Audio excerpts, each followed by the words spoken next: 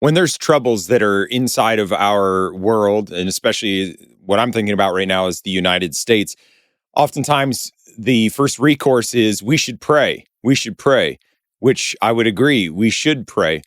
And we all always think that prayer is going to be our fix. The problem with that is that we just think prayer is going to be in our fix, but what's our responsibility? Maybe God has some kind of conditions that he wants to help us to see when we're going along the way, rather than just looking at God as somebody who's going to just bless us simply because we're America. Maybe there's something else to it. We're getting at that now.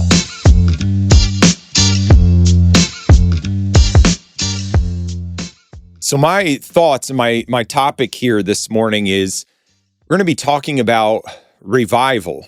And what a revival means is a revival implies that there used to be life inside of something at one point, and life needs to be breathed back into it again. Now, in the beginning, I was talking about us being inside of, say, the United States. We see things that are going on, things don't look so great. If you're a Christian, you're a church goer at the very least, you think that what you see outside the walls of your church and what you see as far as the Bible is concerned, it doesn't add up. There's a lot of troubles. So what are we going to do about it? The fact of the matter is that we need a revival. We need life breathed back into us as the church. So we need a revival, but then we need an awakening. And an awakening is when society at large awakens to their need for God. And to do this, I want to take a very familiar passage of scripture that most people have probably heard quoted in some way, shape, or form. And I would like to bring that to our attention right now. So that's 2 Chronicles 7:14.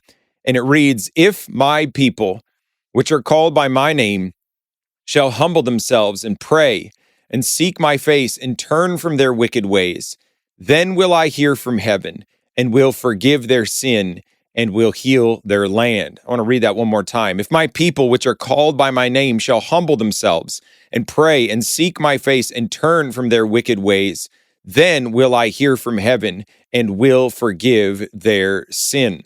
So here we have God's prescription.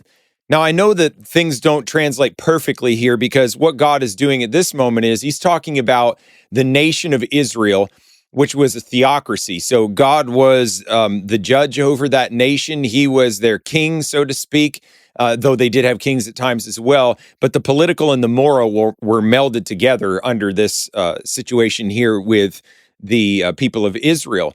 Now, we have troubles here in that Solomon has taken over the throne that David, his father, had beforehand, and it's a time of peace. And Solomon started off well, but he is dedicating the temple, and that has been some of the idea throughout all this, is that now they're this new place, and he's saying, okay, if things happen really bad, then here's what needs to happen. If my people, which are called by my name, shall humble themselves and pray and seek my face and turn from their wicked ways, then I will hear from heaven and will forgive their sin and will heal their land.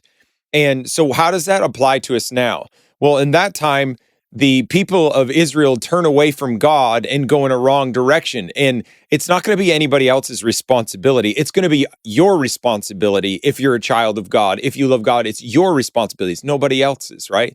He said, if my people, which are called by my name, shall humble themselves and seek and pray and seek my face and turn from their wicked ways, then will I heal their land, excuse me. So it's God's people where this starts. There's another scripture in one of the epistles of Peter where it says that judgment begins in the house of God.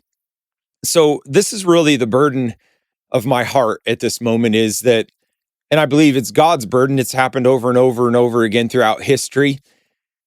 We're in such a place right now in America where there are so many, I don't know, so many churches, so many people, so many organizations that claim the name of Christ that are lacking the purity, lacking the power of God.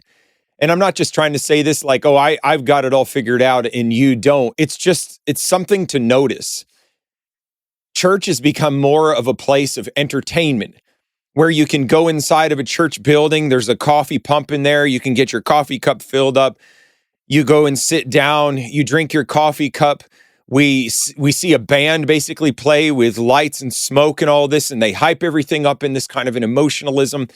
And then they give us some kind of TED talk, little thing for us to digest so we can feel good about ourselves and go back home. The problem is that what is really happening when people go back home? Are people really surrendering themselves to Christ? Are they living for Jesus Christ? Or is this just kind of some social thing they do where they go to church and they see people and, kind of Jesus is the addition to their life? The thing that bothers me so much is that oftentimes we can go to some of these churches and they have all these programs, right? Churches everywhere throughout the United States, they have all these programs, but they don't have the power of God. They don't have the life of God breathing in them, changing people's lives. And I guess what I'm getting at too is I've read, and I've probably not read, there's others that have read more than I have concerning major revivals of religion and awakenings. But when you read those things and it breathes the spirit of the New Testament church, the thought is, why isn't that happening now? Or we need this to happen now. So desperately, we need this to happen now. There are ministers that claim the name of Christ that are telling people just to, accept Jesus into your life and now you're a part of our church or whatever. But these people have not been freed from their sin. They're still in their bondage of sin. And what are they going to do about that? What are they going to do with the eternity that's ahead of them? And I just want it to be that we as Christian people, we hold the answer. We hold the key in our hands as to how we're supposed to handle this and what's supposed to happen. He said, if my people, which are called by my name, shall humble themselves and pray and seek my face and turn from their wicked ways, then. So there's a condition here as we're listening. There's a condition. It starts with us, God's people. It's so easy for us as God's people. We point out there and we say it's all these people's fault. It's the humanistic people that are in government. It's their fault. They're doing wicked things, which they are doing wicked things. It's the abortion in our nation, and now judgment is coming upon us for murdering babies. Well, that could be true as well. Oh, it's the LGBTQ movement and all the wicked things that they're allowing to happen. And it's when they took prayer out of school. It's this, and this, and the finger gets pointed all over the place. When the finger naturally needs to be pointed at us, the church, according to God, it's going to be us that starts this. Judgment comes upon a nation, upon a people for what they do, right? And if the church is not a healthy church, if the church is not doing what it's supposed to do, then we're part of the problem. We're supposed to be the salt and light in the earth. We're supposed to be that which is leavening society and that is holding back wickedness. We're like the conscience of society. But when we just kind of go right along with what's happening, we not end up being the conscience anymore. We're getting swallowed up by society. It's such an awful thing to look inside of the church and to see people that say they love Jesus Christ, and yet you can tell by the way that they dress, by the things that they love and the things that they do and they consume and spend their time on, by their attitudes, by their convictions, that they're in love with the world. And the Bible says, if you have the love in the world, the love of the world in you, then the love of the Father is not in you. So you're fooling yourself, because friendship with the world is at enmity with God. It's against God. We can't be a friend of the world and be a friend of God's at the same time, because they butt heads. They hold different values, different worldviews. And so what do we do with all of this? We need God so badly. And it's awful to see that there's those that hype themselves up in a certain place because they like the name, they like the prestige, they like the money, they like the fame, they like a following. And yet, where's the glory of Christ in the matter? That's what we need most of all. Where's the glory of Jesus Christ?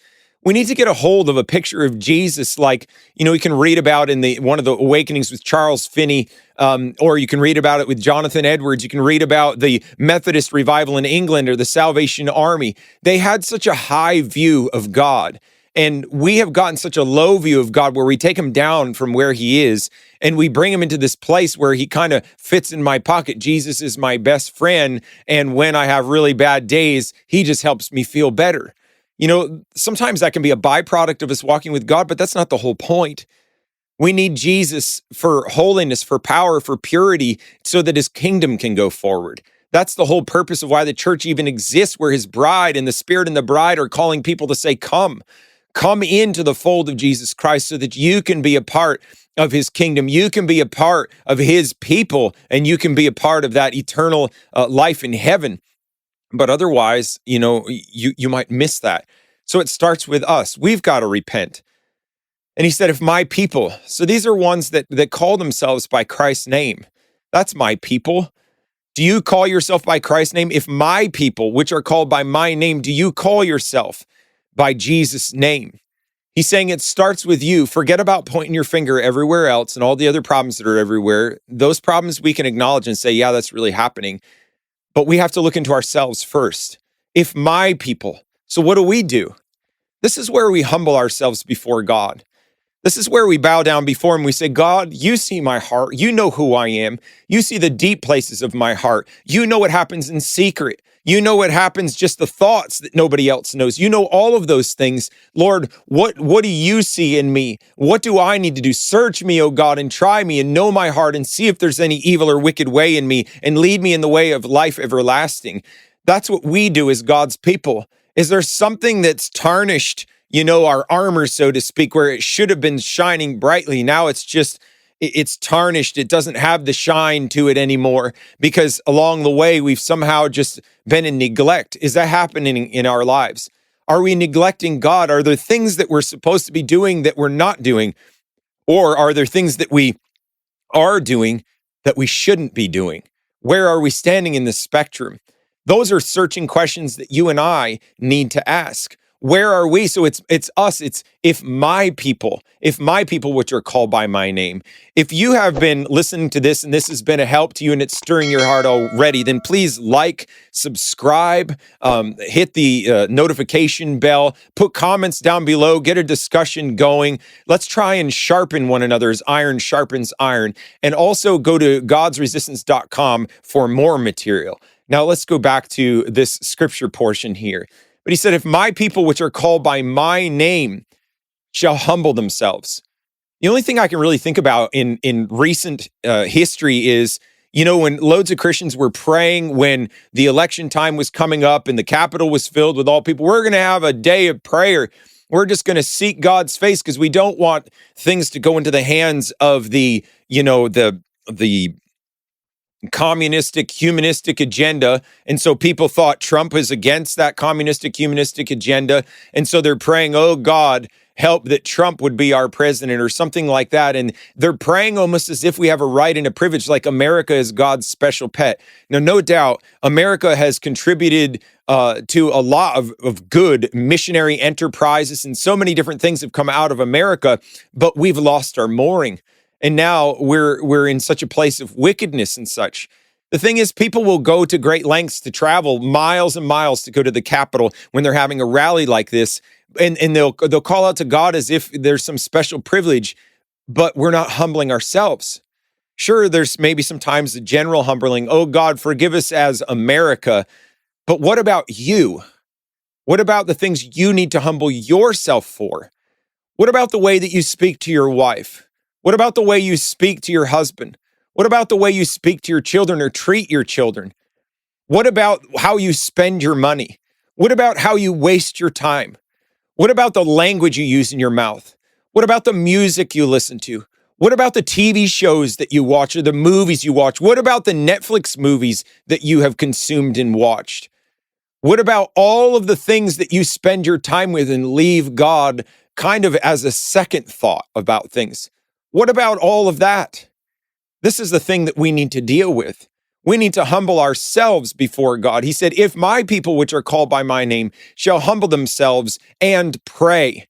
So yes, we do need to pray, but we need to humble ourselves under the mighty hand of God that we may be exalted in due time. Have you done that, dear listener? Are you doing that? Because we can pray until we're blue in the face, but if we do not humble ourselves, and in our humbling and praying, seeking God's face means seeking his ways and his will and what he wants, and turning from our wicked ways, which means repentance, we're not going to get anything changed in this world. We need a Holy Ghost revival in the church, and it begins with you. So we need to seek God. We need to seek him with all of our hearts. We need to have a heart that says, I hate all wickedness, and I want God to be front and center.